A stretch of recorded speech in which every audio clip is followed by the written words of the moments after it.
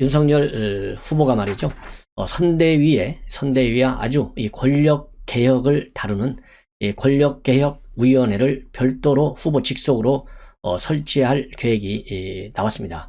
바로 이 내용은요, 이 중앙일보가 단독으로 오늘 보도하고 있어요. 그래서 이 권력개혁을 위한 위원회 신설 및 운영 계획을 담은 최종안을 김병준 상임선대위원장한테 보고를 했고, 빠르면 당 최고위원회에 상정하는 것으로 지금 알려지고 있습니다.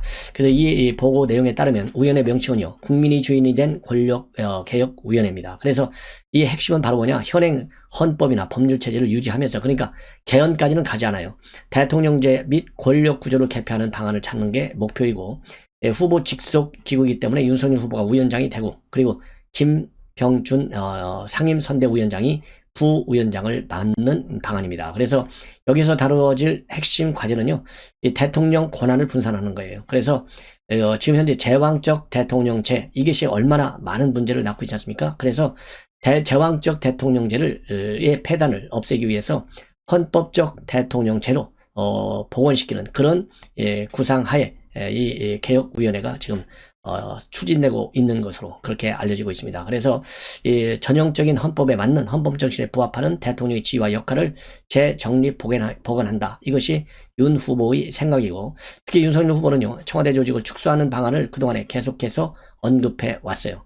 그래서 청와대에서는 국가 외교안보에 관한 중요한 판단, 그리고 대통령이 챙겨야 되는 중요한 정책이나 어젠다, 이런 것만 다루고, 그 다음에 지금 현재 청와대 수석실에서 다루는 여러 가지 일들, 특히 민정수석실을 폐지한다고 이미 발표했잖아요.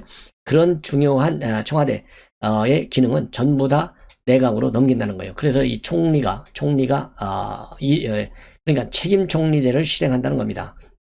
그래서 이 청와대는요, 최소한의 인원으로만 구성된다, 이렇게 되어 있어서 총리가 직접적으로 내각을 운영할 수 있는 실질적 권한을 부여하는, 그럼으로써 이미 윤석열 후보가 밝힌 대로 대통령의 초법적 지위를 헌법과 법률 틀 안으로 돌려놓는 방안, 이것을 강구하는 것이 이번 검토하고 있는 특위의 주요 목표 중에 하나다, 이렇게 보시면 되고요.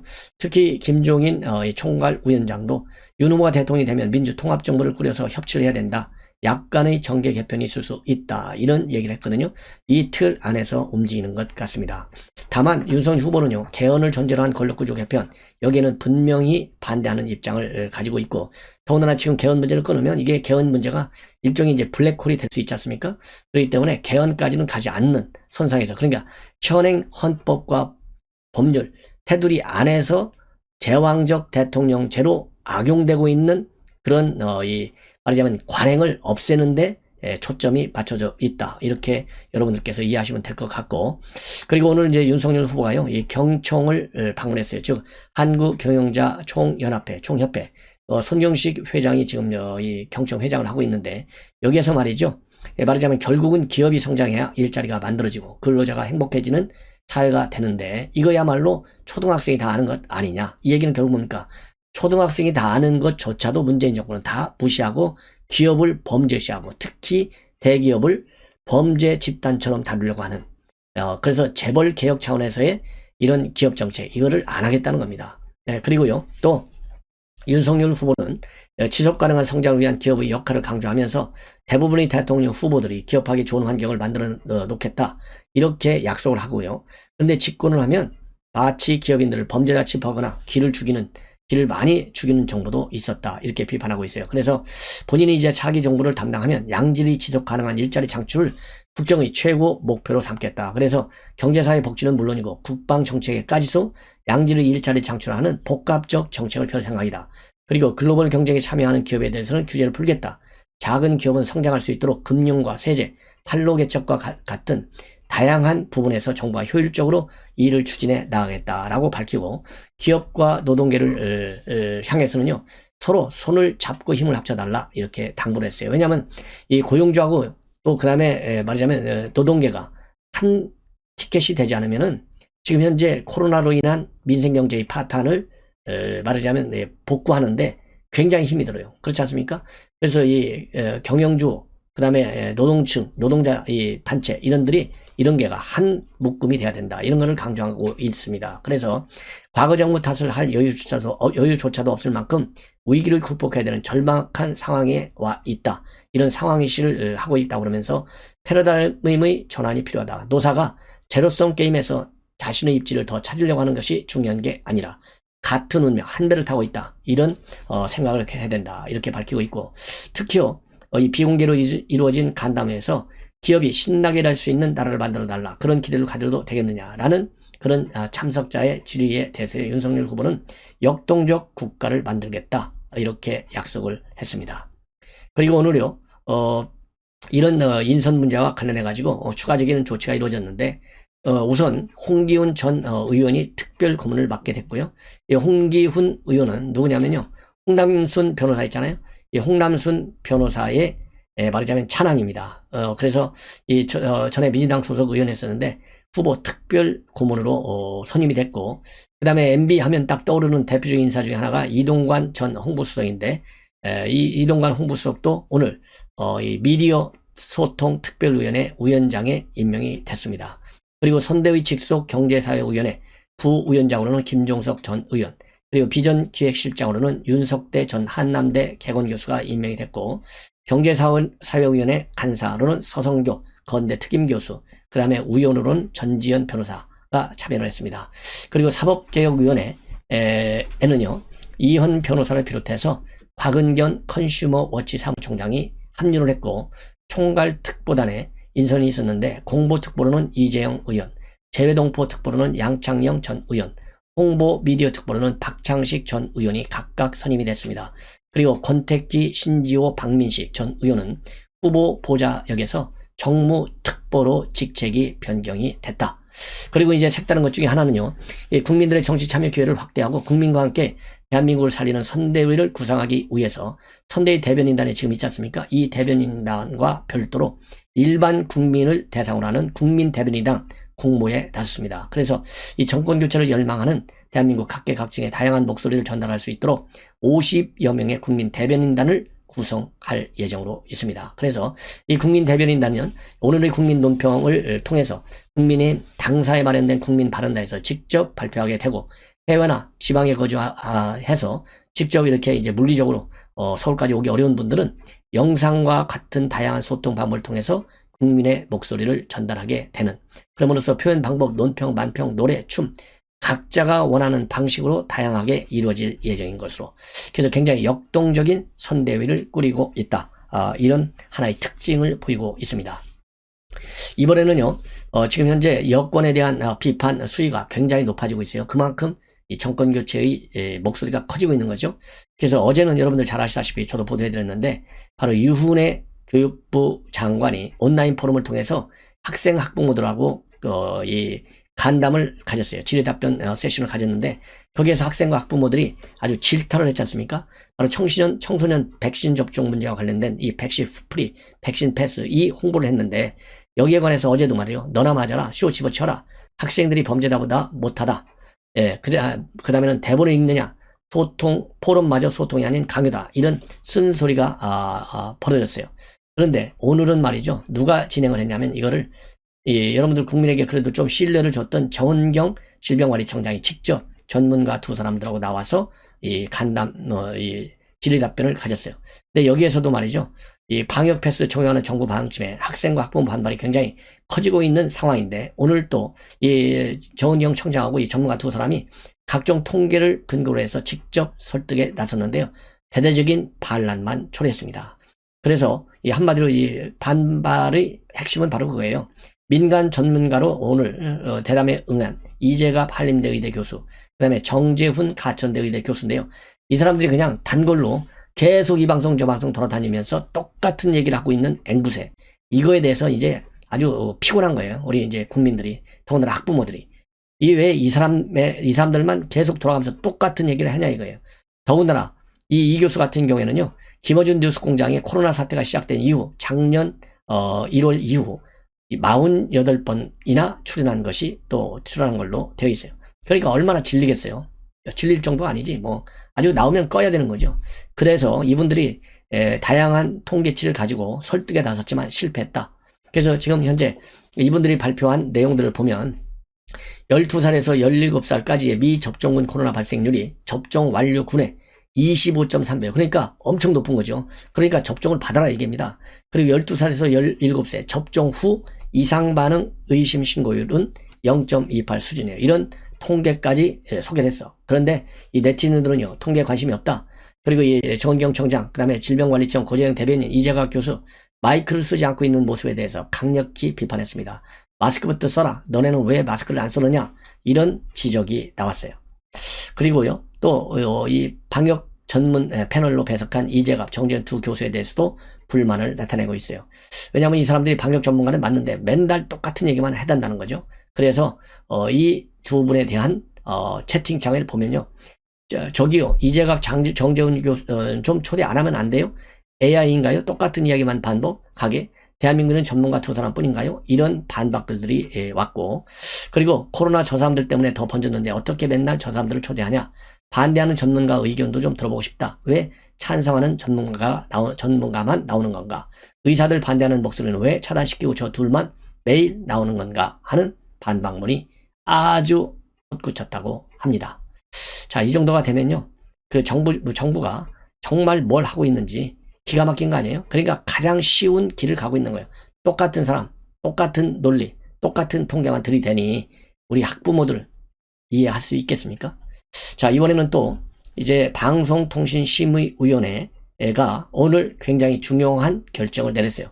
그러니까 그동안에 지금까지 이제 우리 천안함 사건과 관련해서 잠수함과 충돌했다.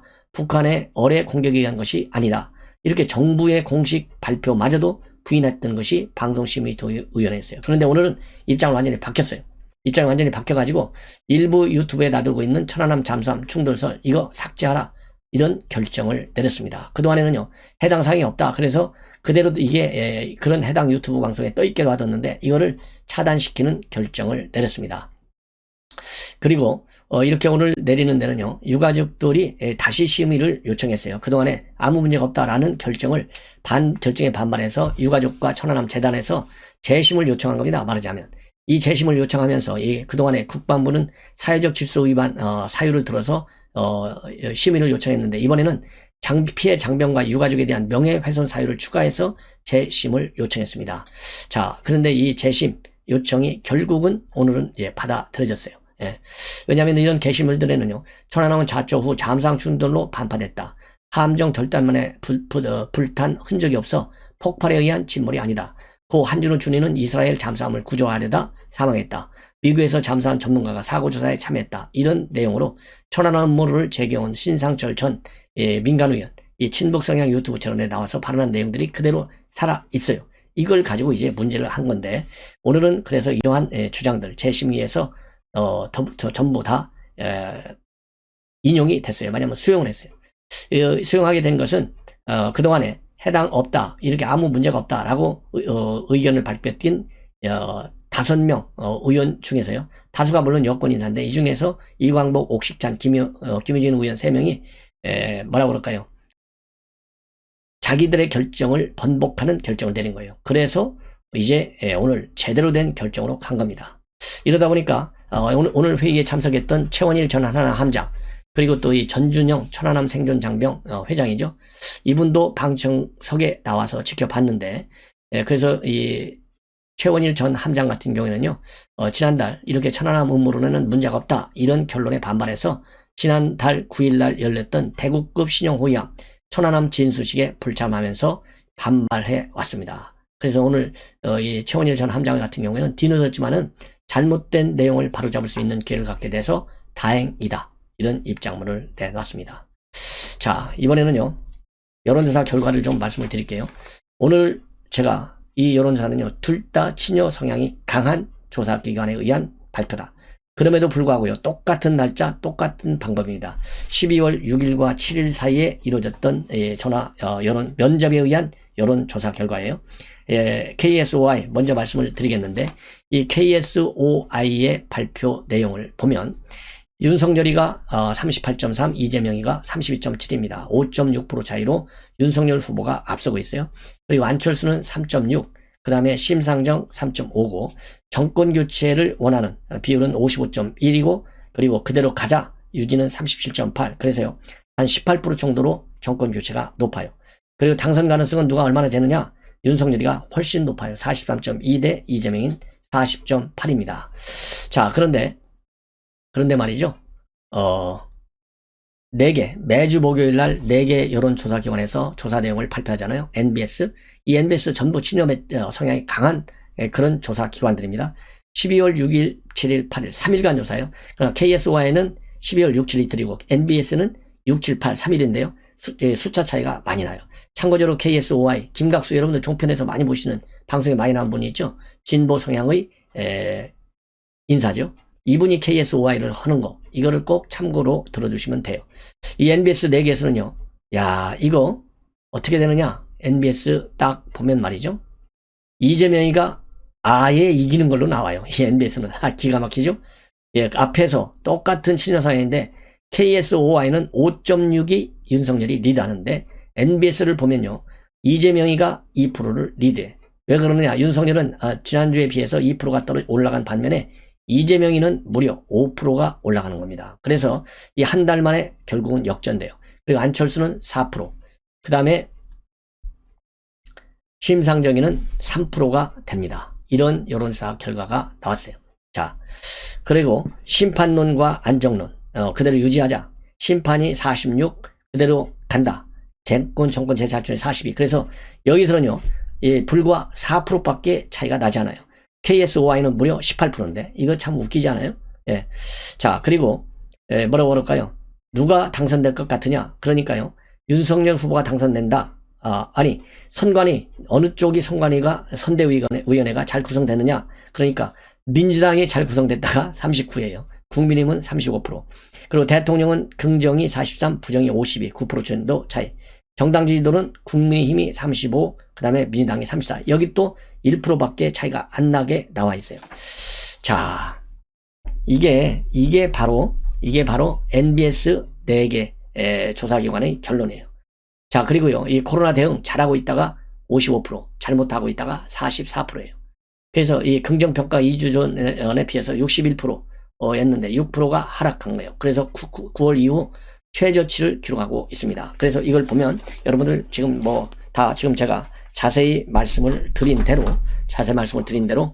똑같은 친여 성향의 기관인데도 불구하고 NBS 쪽이 아예 노골적으로 이제 2%가 앞서는 걸로 나와 있어요. 이거 조작 또는 불공정한 방법의 뭐가 동원됐는지 이것도 조사해 봐야 될 것 같아요. 그래서 선관위에 누가 이거 진정을 내야 되나요? 이 법률적인 개념이 뭔지 모르겠지만 이의 조사를 좀 해야 되는 것이 아니냐. 예. 왜냐면 12월 6, 7일하고 6, 7, 8하고 이재명이가 이길 만한 상황의 변화, 이슈의 변화가 있어요. 갈수록 이재명에 대한 비판 소위가 더 높잖아요. 왜? 말을 계속 바꿔내니까. 예. 이 신뢰성이 없지 않습니까? 자, 그러고 지금 민주당의 경우에는 6, 7, 8이잖아요. 그러면 조동현 사태에 따른 파동이 아직도 살아있다고 봐야 돼요. 그럼에도 불구하고 어떻게 2%가 더 높냐 이거예요. 그리고 당선 가능성은요, 더 웃기는 게 뭔지 아십니까? 당선 가능성은 둘 다 또 39%야. 야, 이게 심하지 않습니까? 윤석열 후보하고 마침내 아침 조찬을 같이 하면서 여기 정진석 부의장도 같이 했습니다. 그렇게 해가지고 이제 정부위원장이 합류를 했군요, 조찬에. 예, 그래서 그 조찬 그 사진을 이제 윤석열 후보하고 이용호 의원의 어깨동무하고 조찬 회동 사진을 찍은 게 있는데, 그렇죠. 그 사진을 찍어준 사람이 정진석 부의장입니다.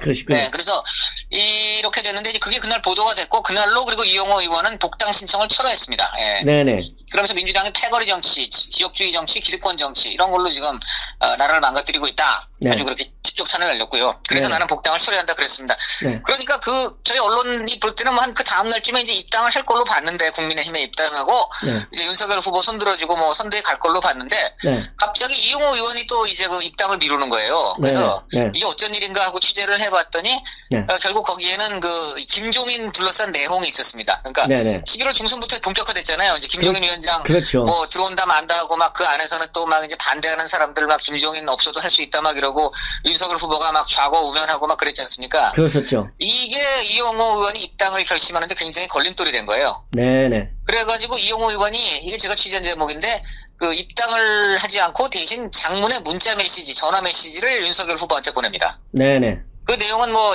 압축을 하면 김종인 손을 꼭 잡아달라. 네네.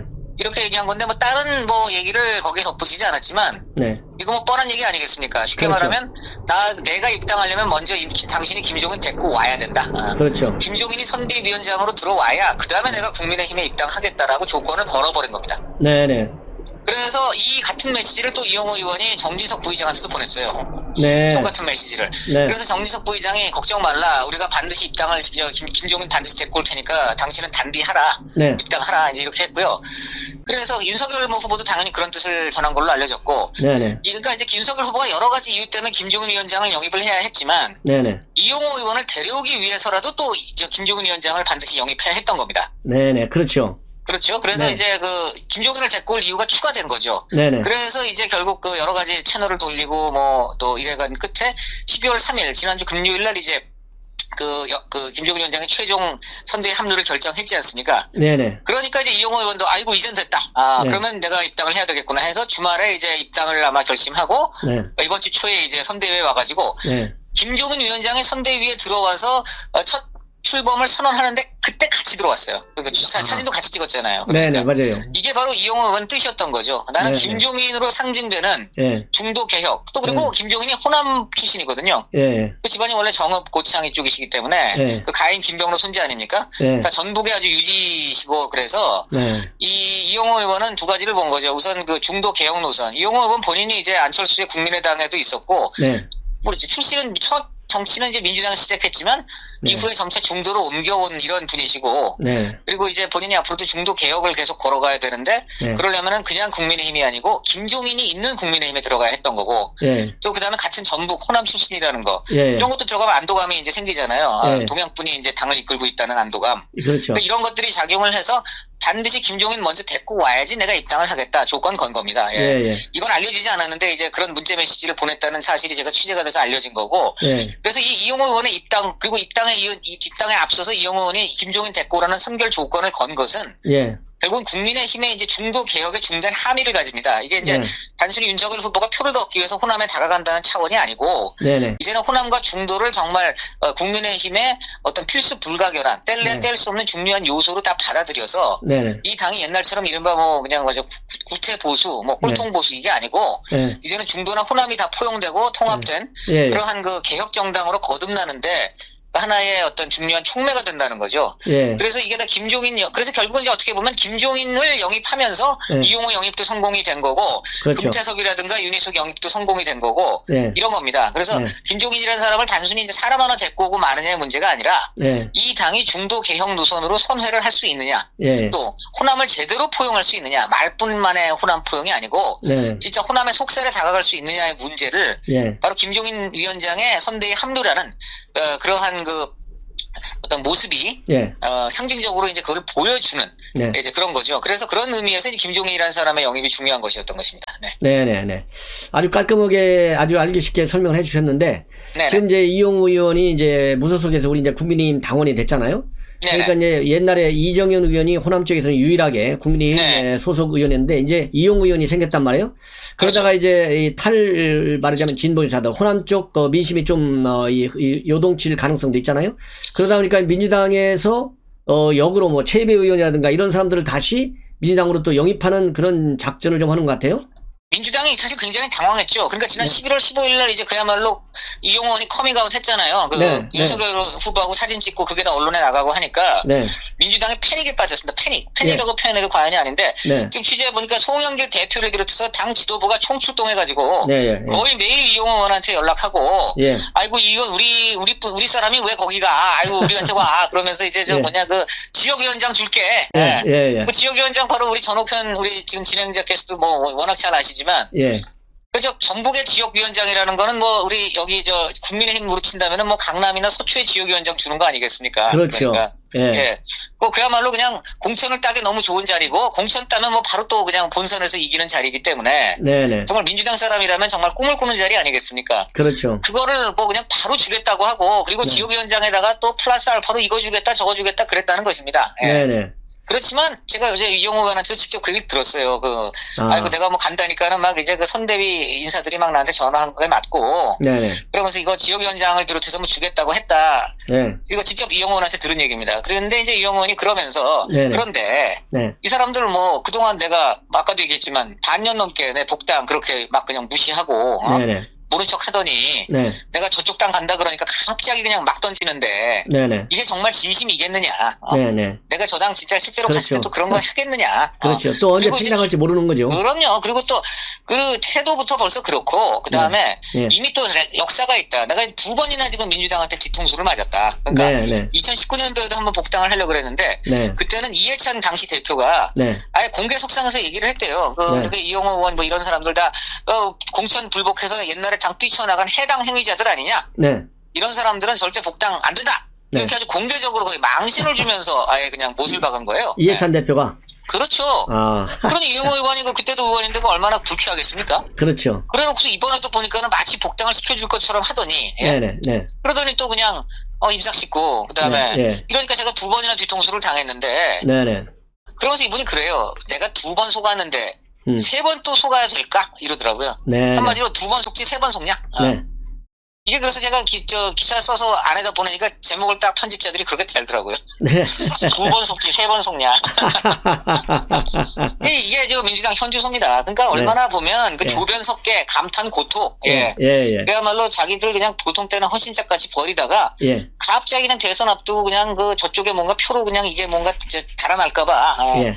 갑자기 버선발로 막 그냥 막 던지는데 예. 상식 가진 사람이라면 그런 거에 넘어가겠습니까? 그래서 그렇죠. 이용호 의원도 넘어가지 않고 대신에 그렇다고 국민의힘에 바로 가지도 않으면서 예. 국민의힘에도 개혁을 촉구한 것이 김종인 빨리 받아라. 네. 이제 그렇게 해서 간 거죠. 그래서 네네. 저는 이용호 의원이 상당히 용기가 있고 네. 또 여러 가지 그 전략을 다 이렇게 한 가운데 네네. 참 나름 슬기로운 행보를 했다 생각이 되고요. 네. 그다음에 아까 그러다 보니까 이제 민주당이 네. 지금 김관영 체입에 예. 제가 김관영 의원하고도 잘 아는데 전 의원이죠. 굉장히 머리도 좋고 그다음에 중도 개혁 성향으로 괜찮은 의원입니다. 정치인이에요. 네. 근데 이분도 방황을 많이 하고 있는데 네. 이분이 그래서 여러 차례 사실 그 전부터 이제 민주당 복당 내지 입당설이 돌았어요. 네네. 근데 이분을 말이죠. 왜 네네. 그러면 지금까지 이러고 입당 복당 그런 거 진행 안 하다가 네. 왜 이용호 의원이 딱 입당을 한 다음날 이렇게 입당 소식을 알리냐고요. 그러니까요. 이게 뭡니까? 한마디로 이용호로 이제 체면 손상되니까 얼른 그냥 김관영 체입에 어떻게 그냥 막 막 던져갖고 구해가지고 그냥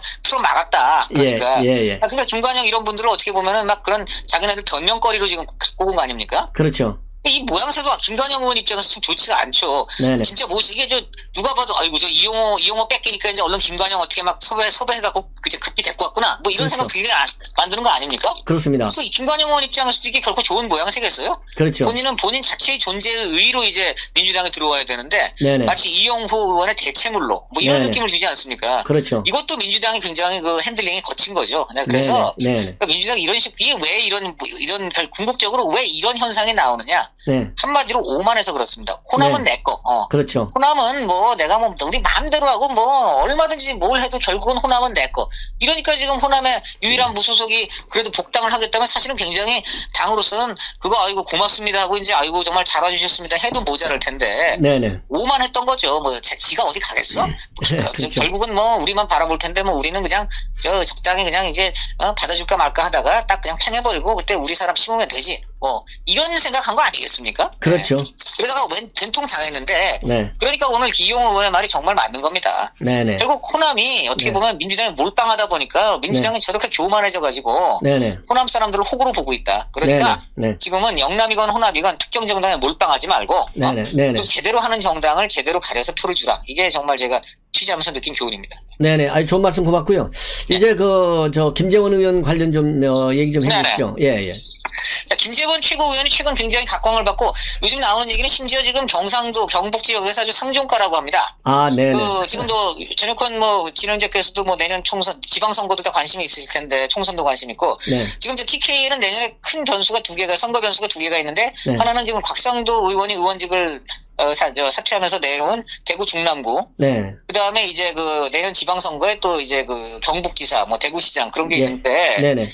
지금 김재원 의원은 지금 대구 중남구 지금 재보선 예. 국회의원 예. 여기 지금 공천 1순위다 뭐 이런 네네. 얘기도 나오고 그다음에 네네. 네. 경북 도지사도 또 공천 1순위다. 뭐 이런 네네. 얘기까지 나오고 있습니다. 네네. 이게 왜 그러냐? 네. 그렇게 윤석열 후보가 공을 들였지만 한 달 가까이 이렇게 마음을 주지 않고 계속 이제 그 줄다리기를 계속했던 김종인 위원장을 네. 이 김재원 최고위원이 거의 거의 10번 가까이 찾아간 것 같아요. 그리고 네네. 집에 막 그냥 밤늦게 그 앞에서 기다리고 네. 그야말로 식고초려를 해서 네네. 아주 끈기 있게 설득해서 결국은 김종인 위원장이 이제 윤석열 후보하고 한 몸이 되는 네. 이 과정을 끌어낸 1등 공신이거든요. 네, 네네. 정말 모든 주변의 사람들이 알고 이제 안 되나 보다 막 포기할 그런 시점에서도 이분은 와인 사들고 가가지고 네네.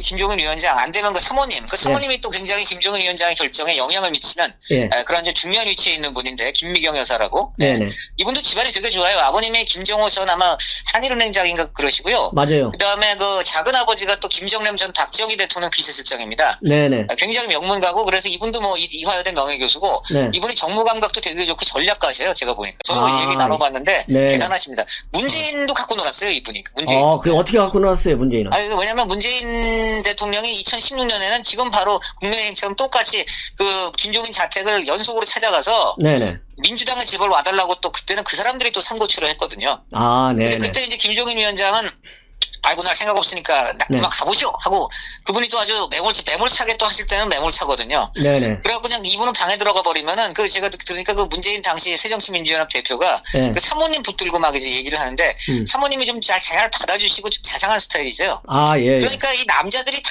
그 사모님한테 매달려요. 네. 아, 예. 이번에 김재원 최고위원도 예. 그 사모님한테도 막 여러 차례 이제 얘기도 하고 나중에는 둘이서 의기투합해갖고 김종인 위원장한테 이제 예. 빨리 이만하고 이제 그만 저 국민의힘 가서 도와주시라. 예, 예. 뭐 이렇게 한 연합군이 되셨다고 합니다. 예. 예, 그런데 예. 하여간 그때는 제가 들어보니까는 그 김미경 여사가 하여간 문재인 그 당시 대표한테 예. 당신이 우리 남편을 데리고 가려면은 우리 예. 남편은 전권을 줘야 된다. 예, 예, 예. 뭐 그냥 그 들러리로 뭐 그냥 이렇게 이렇게 얼굴 마담처럼 세우고 이래서는 절대 가실 분이 아니다. 네네. 전권을 줘야 되고 뭐 해가지고 다 그런 조건을 미리 다 말씀을 해주신 분이 김미경 여사라는 게 제가 취재 결과입니다. 아. 그리고 이번에도 그래서 결국 이제 아까 뭐 얘기가 약간 샜지만은 약간씩 돌아가서 김재원 최고위원이 네.